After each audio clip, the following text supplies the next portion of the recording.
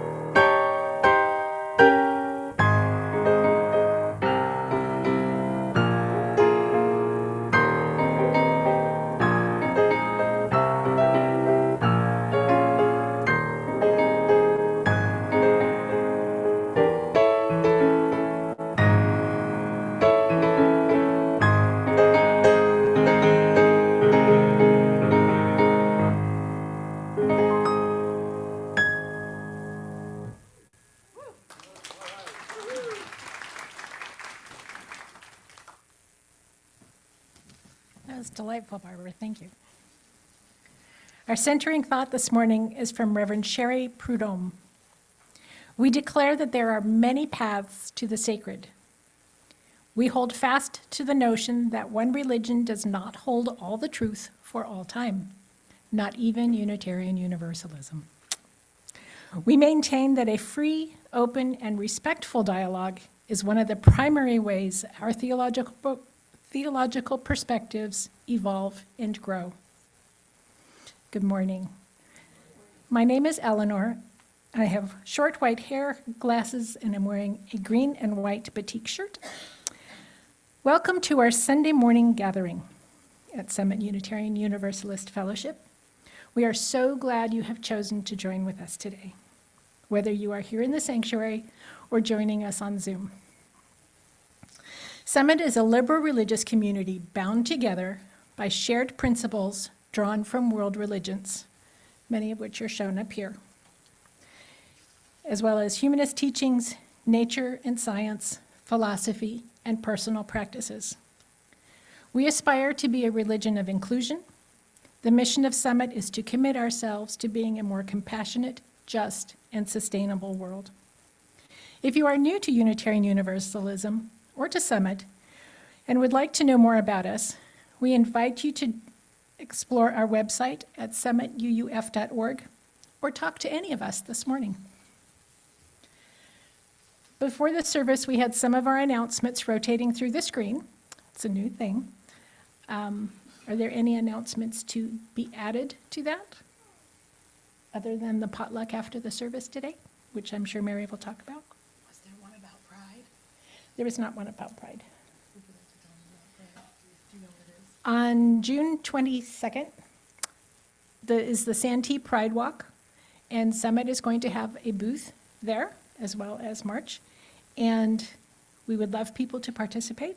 There's information on the table in the greeting room about it, and talk to anyone in social justice in action about getting involved with that, or to Reverend Casey.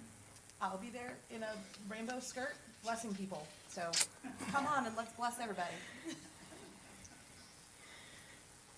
We stand upon the land that carries the footsteps of many generations of Kumeyaay people, which stretches from the shores of the Pacific Ocean, south to Ensenada, east to the sand dunes of the Colorado River in Imperial Valley, and north to Warner Springs Valley. We acknowledge that this fellowship resides on unceded Kumeyaay land and honor the spirit and the continuing presence of the Kumeyaay Nation.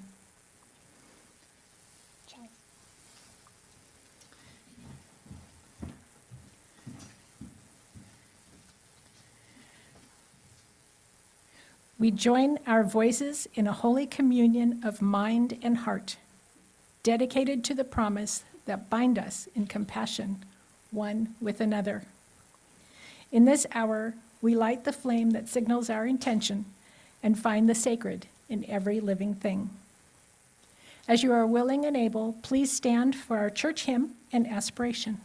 The words will be on the wall.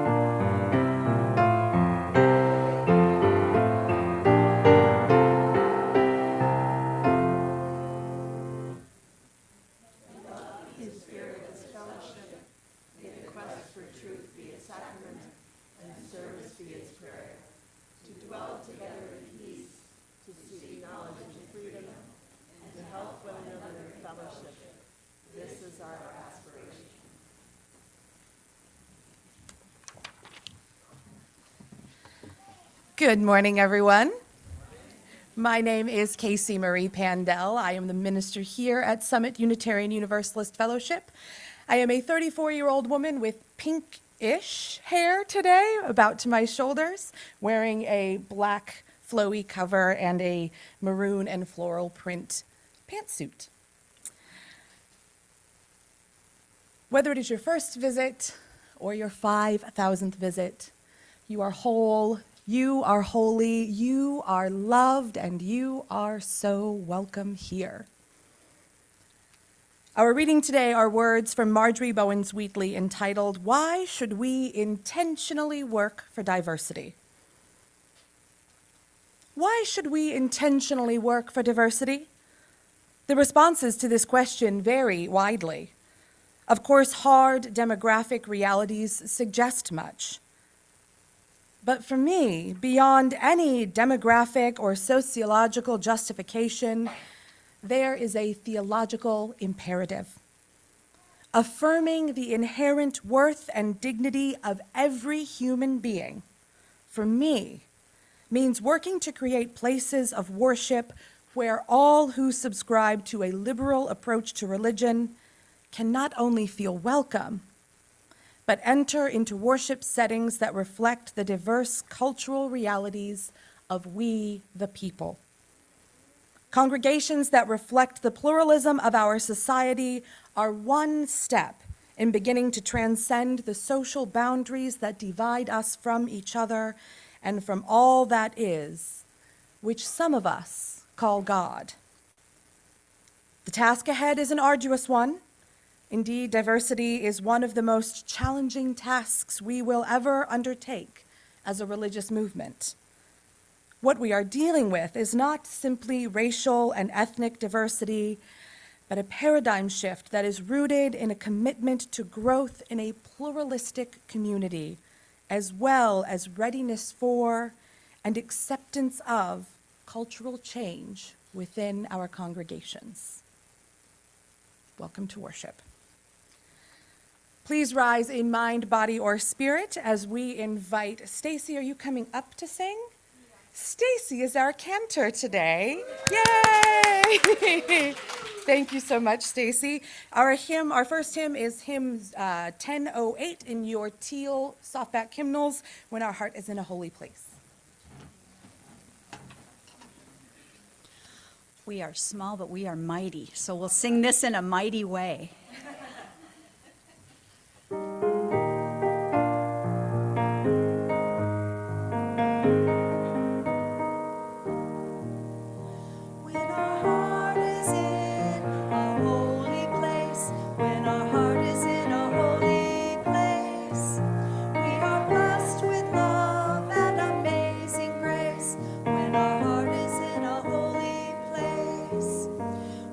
Trust the wisdom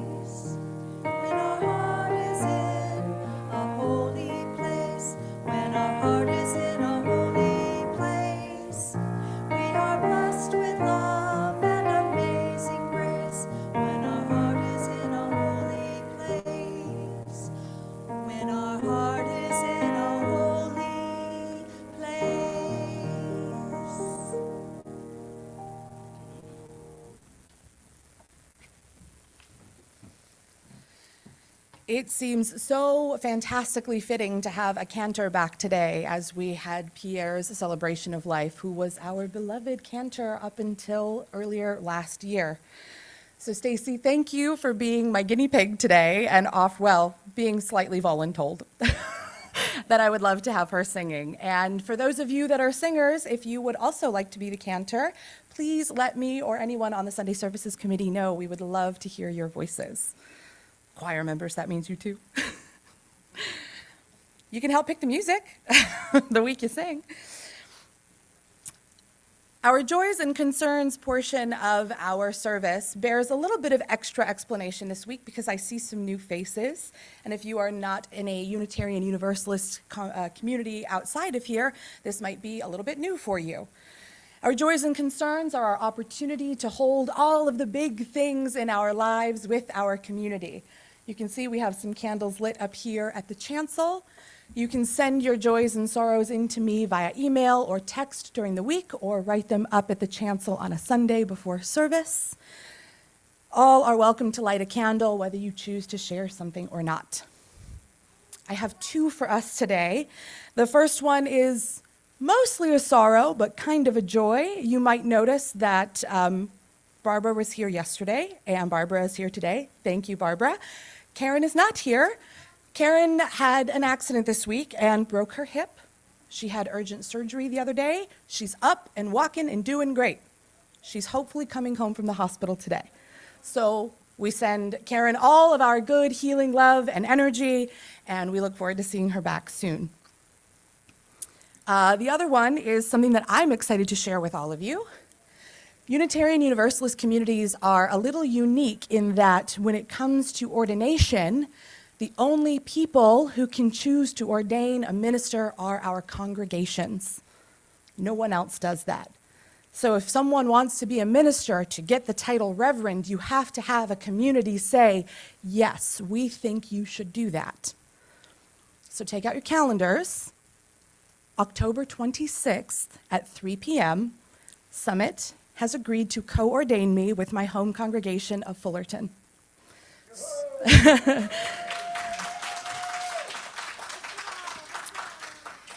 I know Fullerton is about an hour and a half away. I'm working on trying to figure out the best way to help all of you make it up there so you don't necessarily have to drive yourselves. That's what I'm looking at, I promise. But more to the point, not only do I want to celebrate this with you, but I want to thank you. Without a community that believes in the ministry that I can do and the ministry that I get to do with you, I never will get to be reverend. So having you all agree to share this with me is a really important, informative moment. I will only be ordained once in my life. So this is a really big deal. So thank you all for being a part of it. I really appreciate it.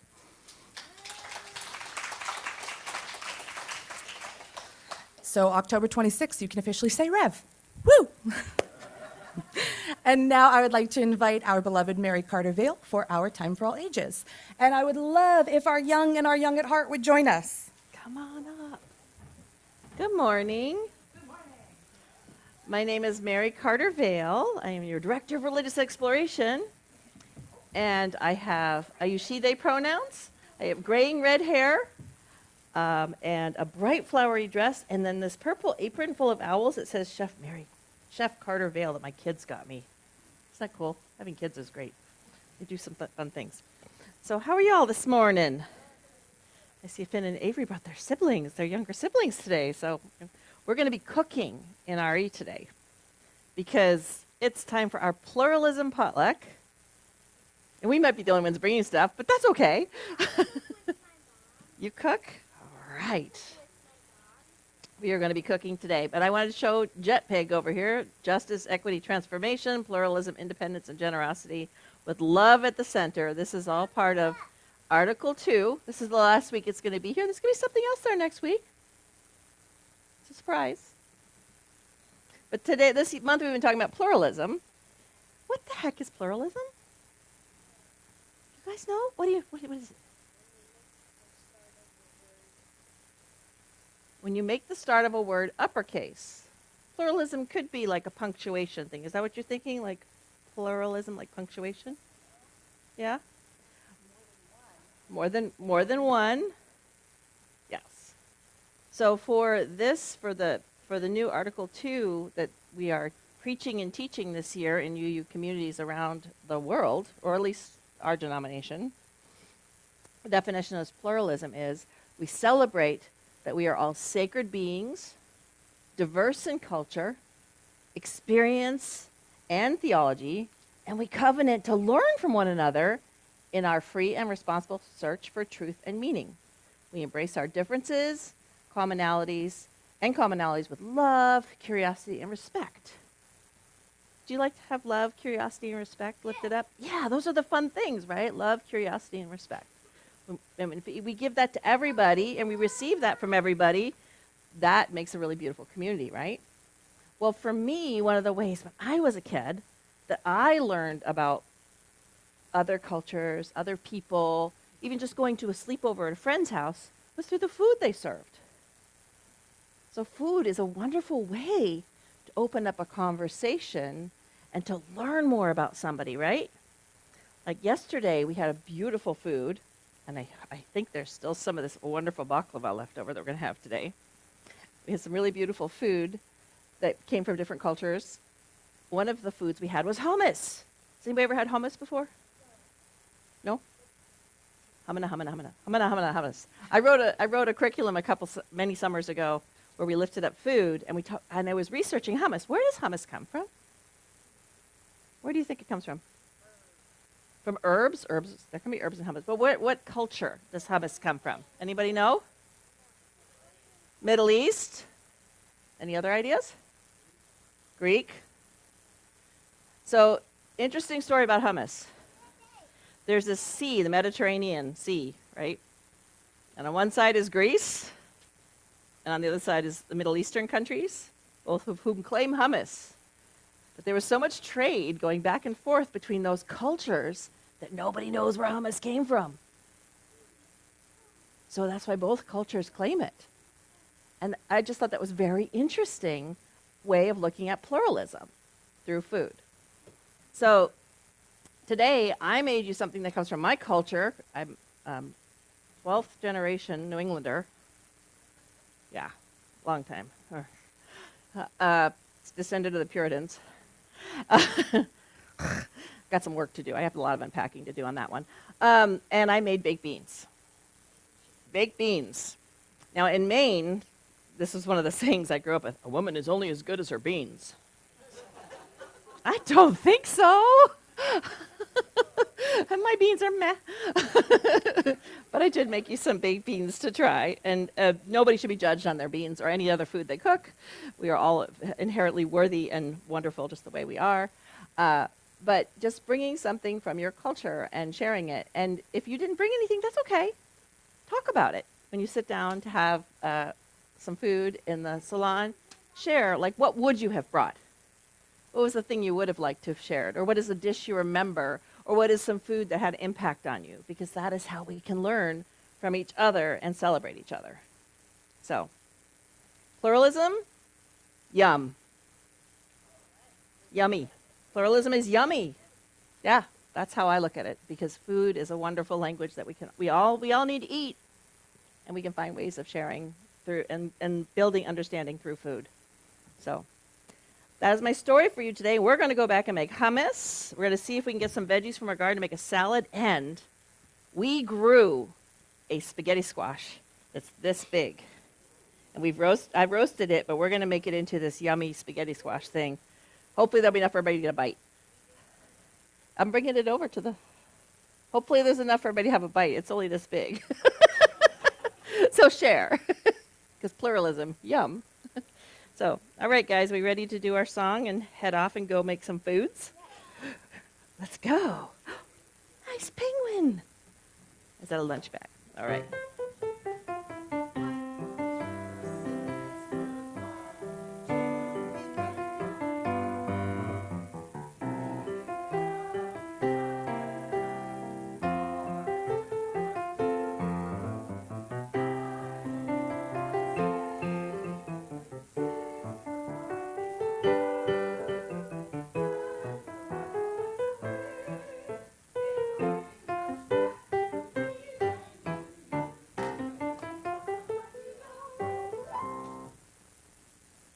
would like to invite Stacy back up to the chancel for our next hymn. Please rise in mind, body, or spirit to sing 218 in our gray hardback hymnal, All Our Architects.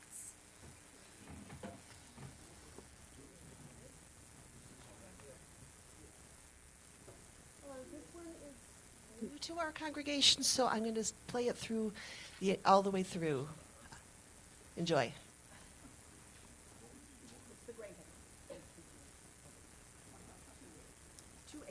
288. I am. Yes.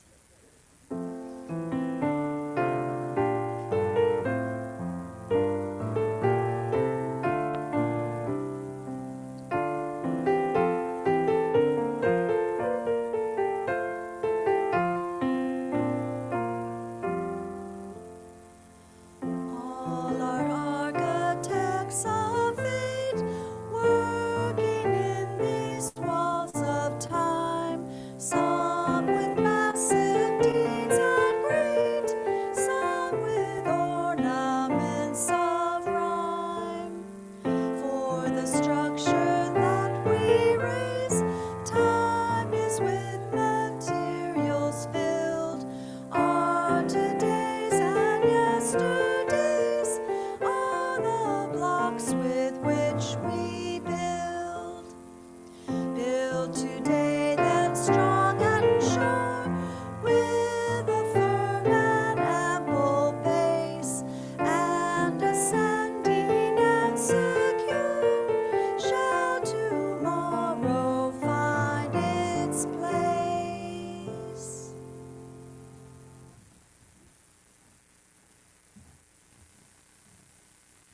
Man, it makes so much of a difference having someone who knows how to sing the music. Thank you.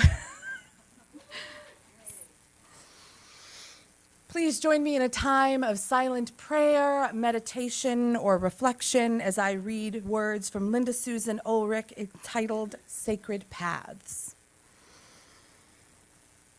Rivers and streams follow their own courses, but the water molecules are indistinguishable.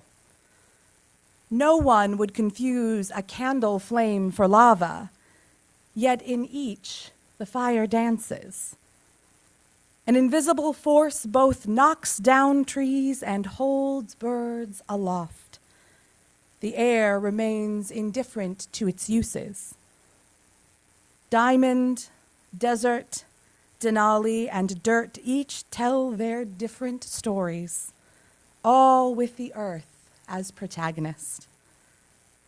Whatever our sacred paths, whatever our beliefs and practices, however we gather in community, we all honor the spirit of life, the spirit of compassion, the spirit of justice, and the spirit of love.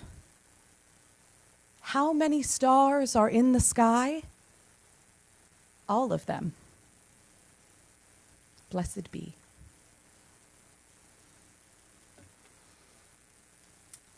Five Episcopalians and a Unitarian Universalist walk into a pub.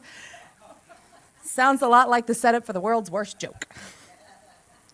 When I signed up for the Learning for London course from the Episcopalian Seminary Bexley-Seabury in Chicago, which, of note, was the only class during seminary that I took in person, thanks pandemic, I had two things on my mind for this course.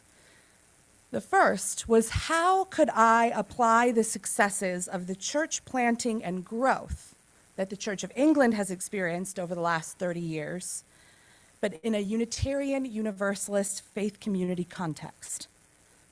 Second, how much theater could I possibly see in 11 days, 7 of which were intensive classes? It was 5 shows, by the way. My concerns were fairly practical. I wanted to be able to sift through what was going to be a deeply Christian-centric course, translate what was useful into language that we in a UU context would understand, and maybe give myself a little bit of a fun break while I was at it. This was in my last year of grad school, so it had been a long 3 years. As it turns out, both of those goals became deeply relevant for my own personal ministry and faith formation, and my perception of what shared ministry, not only within our congregations, but within our faith communities could look like. I had a discussion with my friend Emily in the days before I left, and knowing me as she does in all of my not Christian mosh pit Stevie Nicks glory, she laughed a little and said, "Girl, they are not ready for you." Are you ready for them? And I honestly didn't know. I had really big feelings about what I perceived Christian clergy to be like, and admittedly, the vision was not a kind one. I was worried that my classmates would be stodgy at best and painfully evangelical at worst, in all the ways that myself and other non-Christians that I know have been harmed by over the years. I was worried that my tattoos and, at the time, purple hair, while mostly embraced in our UU circles, would make me an outlier. And I was fully prepared for either a week of relative radio silence outside of class discussions or repeated attempts of conversion. As an avowed agnostic for whom the God of the Bible is far from a figure that I wish to emulate, what could I possibly have in common with any of them?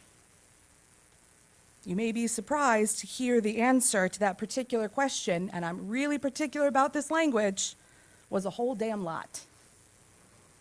The folks that I met that week, Lisa, Betsy, Marie, Ann, and Dr. Jason Fout, well, I would be thrilled to call them honorary Unitarian Universalists. It was clear from the word hello that the things that they care about in their ministries mirrored my own: to do good and to be good in the world, and to help change it for the better. Within hours of meeting them, I went from highly suspicious to deeply respectful. There was so much of what they want for this world that jives with our own congregations. All of us turned out to be staunchly liberation-minded, incredibly aware of the power and privilege afforded to us as well-educated white people in largely affluent faith communities. We found similar injustice in the handling of LGBTQ marriage by the Church of England, which was a subject that overshadowed many of our class conversations with local clergy, as while we were in London, the Church of England declared that they would not marry LGBTQ folks. We shared discontent at the idea that some would not welcome the ministries of we students, all 5 of us female. It didn't take me long to share with them that had they been the Christians that I had met when I first started exploring faith, that I probably would have spent a lot less time being angry at Christianity. They are people of a deep, all-caring faith, people that want to see this world thrive in justice, dignity, and love. I know that's not the case for every single Episcopalian, and I know that's not the case for every community outside these walls, but in this case, they really were not that much different from any of us in the room, though we don't necessarily lean into the same theologies. And they had plenty of questions about us, too. Questions of interest and questions of challenge that helped me solidify for sure that I'm a Unitarian Universalist, but also how I see myself as a minister, and that I see this faith as a way towards collective liberation. I never would have expected a bunch of Christians to help me clarify my Unitarian Universalist faith, but I am deeply grateful not only for that, but for the adjustment to my own thinking.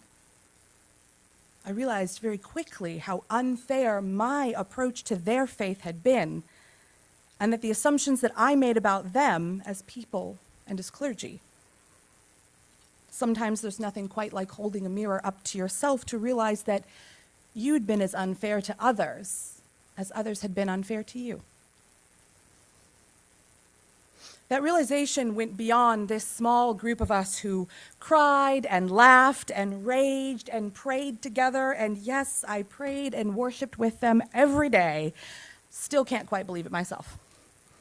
Although there were times they asked me if I wanted to, and I went, no, thank you. I'm going to hang out in my room, but thank you for asking.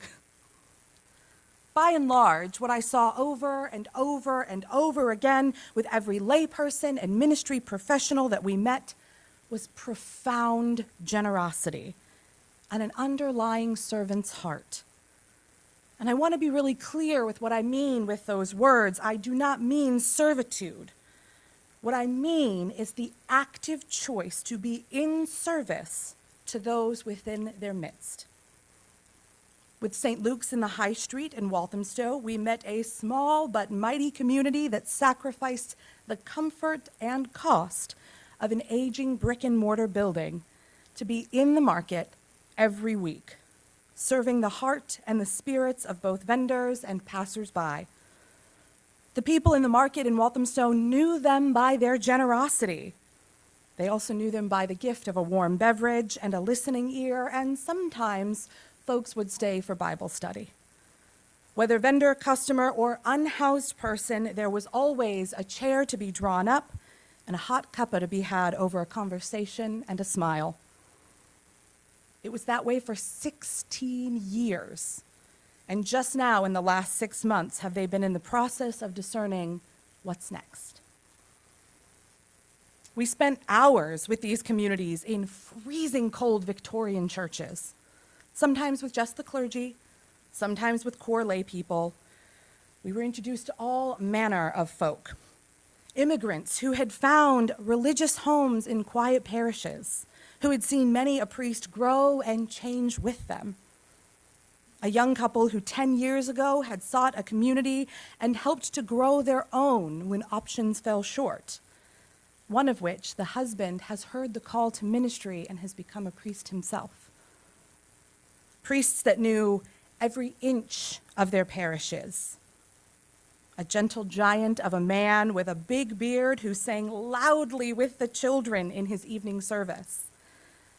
We met church planters, disciple makers, and sometimes just priests happy to see their people thriving. And with every single person we met, we were greeted with hospitality and enthusiasm. People who were proud of their faith communities and the places that they hailed from, and were thrilled to share them with us over more coffee, tea, and biscuits than anyone could possibly shake a stick at. The two communities, however, that struck me most acutely were Father Matt's in the parish of Poplar, and Reverend Andrews's, go with me on this one, St. Francis in the Engine Room in Tottenham. Woof. Both of these sections in London fall very short of the big, nationally important buildings that you see along the Thames in movies and TV, lacking the glitz, gloss, and glamour of the city proper. These are some of the lower income areas of London, areas that people are being rapidly priced out of as local councils try to catch the eye of young professionals to sell to. As we walked from St. Nicholas on the Aberfeldy, which is one of those areas where if you're an Aberfeldy kid, you're always an Aberfeldy kid. When we walked through there from St. Nicholas to All Saints on the other side of the major motorway that splits straight through the heart of Poplar, Father Matt pointed to building after building, declaring, they're tearing that one down, and they're tearing that one down, and they're tearing that one too, just to build fancy new high-rises that most of the people born and raised in this part of the city will never be able to afford. He said strikingly, you know, these people always have things done to them, being told that it's for them. But no one ever asks them if it's really what they want before they do it. His approach is always to go straight to the community to get a sense of their needs and deliver based on the information he receives from them. His youth service, short and sweet at a whopping 25 minutes, was one of the most stunning services I saw the whole time, full of some of the most gorgeous blessings I had ever heard for child and adult, and yes, even for agnostic little me alike. Reverend Andrew's Engine Room embodies the practice of community engagement in every sense of the word. The building's primary use is not as a church building, although they do have a very nice little chapel, probably the size of our music room, maybe a little bit bigger. They don't even really have their own congregation. What they do have is the opportunity to serve Tottenham, no matter someone's religious affiliation, with multiple community rooms to hire for a modest fee, a weekly parents and tots play group, even a community restaurant attached to the building that blossomed at the height of the pandemic and was still going strong with bottles of wine and paninis when we were there. Additionally, they partner with a group called Time for God, which is a program that matches young folks from all over the world with year-long opportunities throughout the United Kingdom. Opportunities ranging from caregiving to art to working with vulnerable populations. More and more service-called hearts. I also don't think that it's a coincidence that the people who run these two examples are widely recognized on site by the people living in their community, congregant or otherwise. Both of them were greeted warmly multiple times by passers-by on our visit. So why do I tell you these stories? These incredible displays of what Christian love should be from people that none of you are likely to ever meet. For one, I hope it gives a different perspective of what Christian love can look like. In a world where we're hearing the rise of Christian nationalism as congregations here that seek to be justice-building and radically accepting, sometimes it's a little hard for us to see where we match up with people. And sometimes we can fall a little short of welcoming people with theologies that feel really different from our own. And unfortunately, though it's one of our sources, Christianity is a subject that many UU spaces struggle with, our ministers included. But also, as we look towards the possibility of adopting the rewrite of Article 2, of which I am a staunch advocate for, the focus in these stories is the love. Love is the core of our Unitarian Universalist beliefs. We could not be a liberation-seeking faith that we work to be without the foundation and grounding of a genuine love for each other and the world. It has been this way in the history of our faith. Seeing that same love displayed across the ocean in religious contexts that were markedly different from my own, in populations that were more racially, culturally, and financially diverse than the average Unitarian Universalist congregation, was deeply illuminating. A question I kept wondering leading up to this course was, what are we missing? It's no secret that I, for one, would never have come to a Unitarian Universalist community without the support of someone who cared for me and my well-being deeply.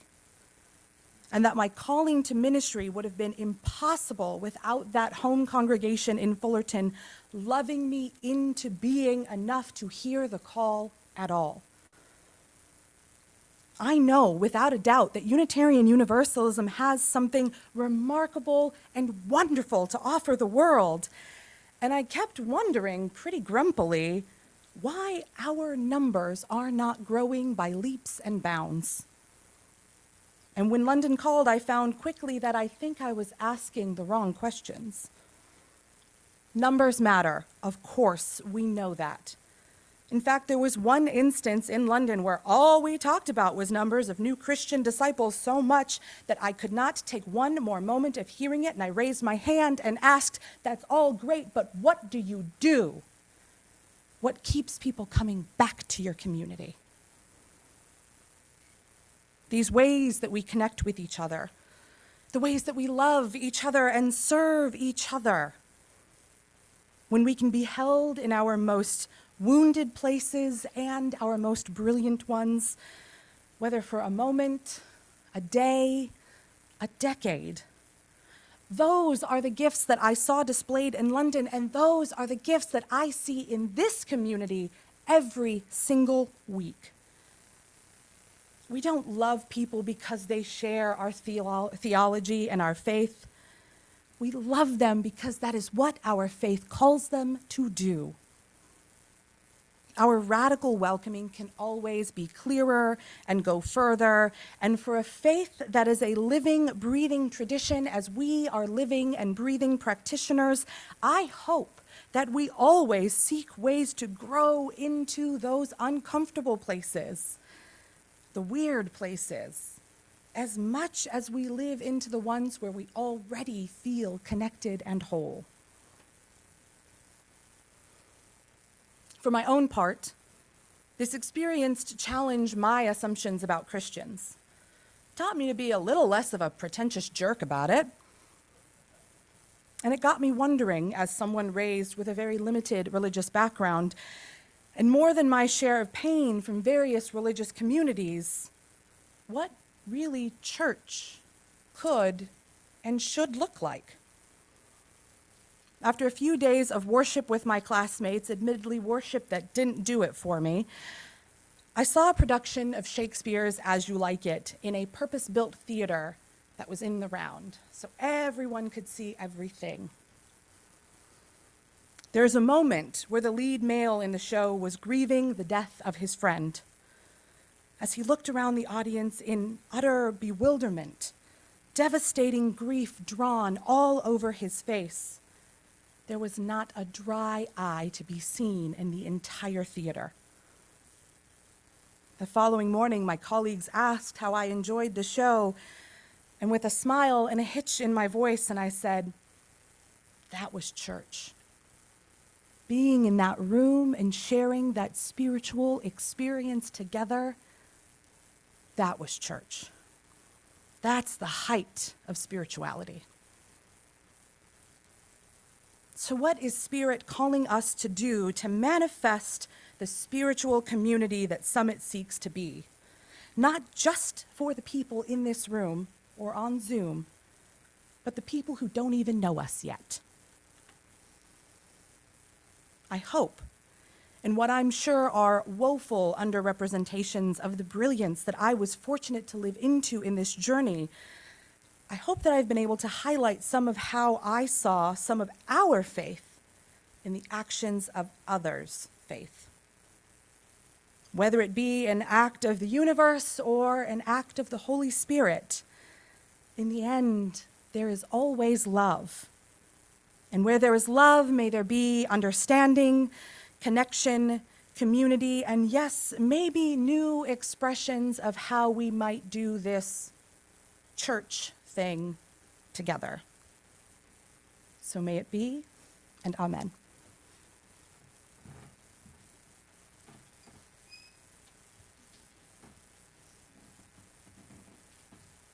Thank you, Casey. Your Sunday morning offering is a gift that provides Summit UU Fellowship the financial resources, in addition to our pledges, to help build a better world together. Any gift is welcome. The link for those of you on Zoom can be found in the chat, as well as the virtual order of service. Please select the Sunday plate option to allocate your donation to the correct account. We will now receive our morning offering. So this piece of music that I'm going to be playing is another composer from England. This is, I think he's living, Lowell Lieberman. I think this was written in the late 1990s. Enjoy.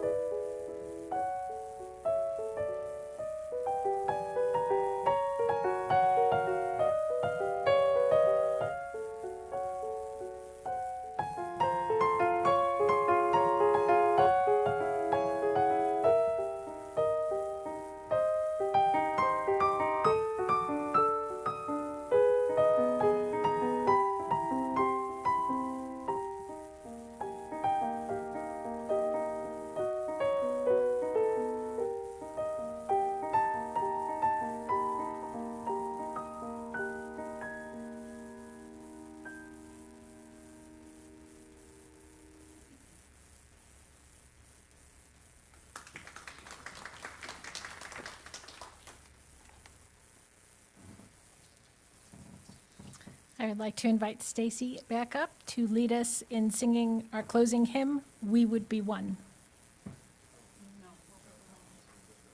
We'll build a land. I was wondering, because like the book has a number and the words, the name doesn't match. This is why we need a music director, because Casey picked a song that had been used last week and didn't know it, so we had to change it last minute. Thank you, Barbara. So your gray hymnal 121.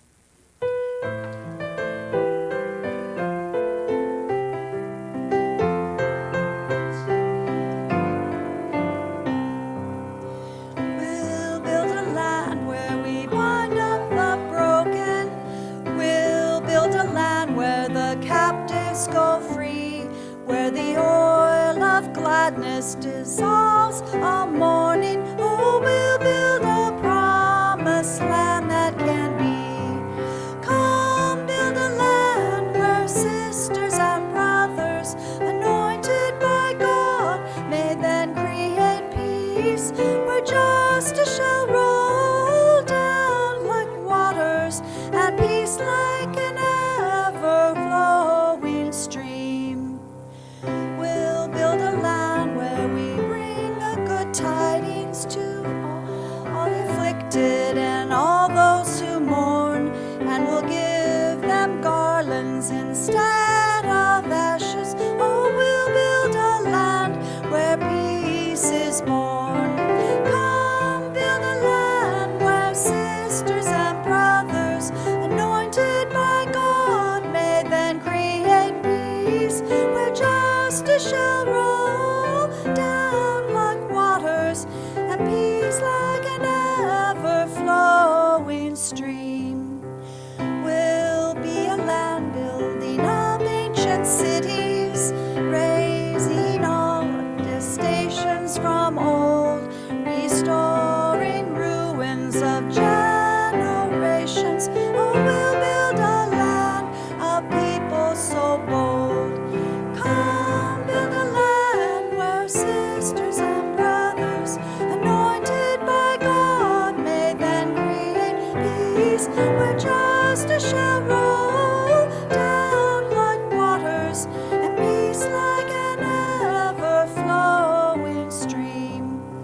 Come build a land where the mantles of praises resound from spirits once faint and once weak, where like oaks of righteousness stand her people. Oh, come build the land, my people we seek. Come build a land where sisters and brothers, anointed by God, may then create peace, where justice shall roll down like waters, and peace like an ever-flowing stream.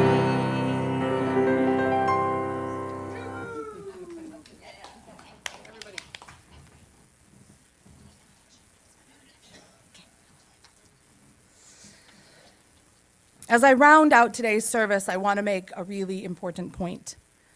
I know, especially in Unitarian Universalist communities, the word church is difficult. I do not use the word church to try to change anyone's mind, to try to goad you into being comfortable with it. I had to sit with this class that I chose to go to, knowing that sometimes I had to translate for myself. So when I use the word church in a context like today, I'm hoping to model a little bit of translation for everyone. I hope really what you take from this was how powerful our communities can be when we don't worry about the things that make us different. The point of pluralism is to find the similarities and learn from our differences. It's okay to be uncomfortable sometimes. It's the best learning we can do. But I encourage all of us, and I'll walk with you every moment of this journey, or roll, or slide, or ski, however we got to get there. This journey towards wholeness of a community, if we want to go out into Santee, if we want to see this faith help change the world, it starts with these connections across faith communities. May we always seek to find the similarities. May we always relish learning in the differences, and always at the heart of it, may there be love. Amen, shalom, salam, namaste, ashe, and blessed be. Go now in peace. May the light within you be a blessing to the world.